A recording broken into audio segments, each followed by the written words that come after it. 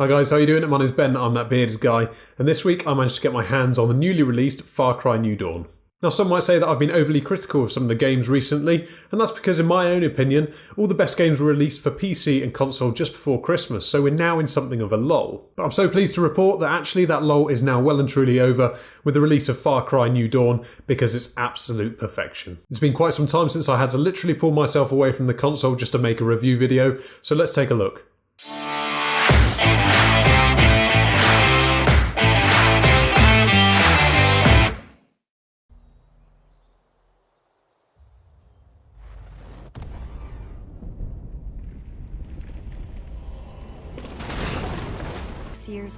So if you're new to the Far Cry franchise, then you'll find this game as something between Red Dead Online meets The Saviours from The Walking Dead. Now although this is a standalone sequel to Far Cry 5, as a newcomer you won't feel at all disadvantaged and you get straight into the story with no prior knowledge. You play as the captain and you're confronted by the twins who lead a merciless gang called the Highwaymen as they roam around the post-apocalyptic lands of Hope County, oppressing the local communities. After escaping from the twins, you join a fortified community in a stronghold called Prosperity, and from there you build weapons, vehicles and infrastructure in order to go on the offensive. Throughout the game you discover various non-playable characters who can be recruited as guns for hire and accompany you throughout the missions.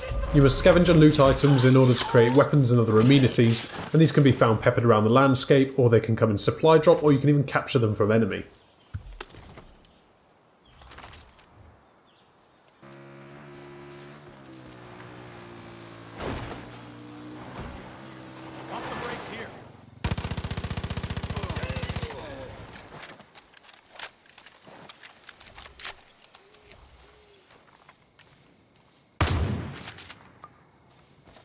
Now you have your main missions which shape the story, but you also have a plethora of side missions and other missions you can just discover as you simply navigate around the map. It's quite easy to get sidetracked away from your main mission because there is literally so much to do. Roaming gangs of highwaymen pepper the terrain as they move supplies, prisoners and ethanol, which is the currency of the game. So you've got a choice whether you stay on task and carry on with the mission, or you just detract away from it and go and do some other activities. But they're not the only hazard of the game, because you can interact with the local wildlife. You have to be careful not to stand on a snake and watch out for the occasional crocodile. In addition to the standard missions, you can also go on excursions where you go outside of Hope County and undertake more complex missions, a lot harder, but the reward is a lot better.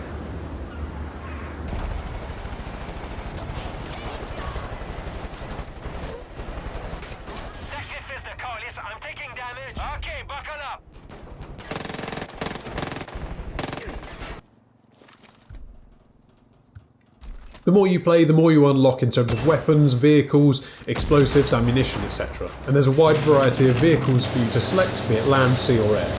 The enemy range and rank according to difficulty, so some need more complex weapons later on in the game in order to defeat them. You can choose whether you want to approach covertly using a melee attack to avoid detection, or just go in all guns blazing and go loud straight away. There's an astonishing range of weapons available as you progress further through the game, far too many to mention in this short video. But the playable content is limitless.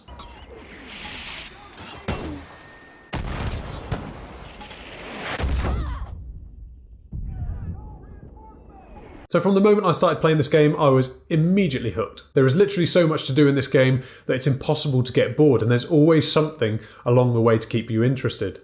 So overall then, this is by far my favourite game of this year, and I literally can't wait to get playing it again. So you'll have to excuse me, but I've got to go.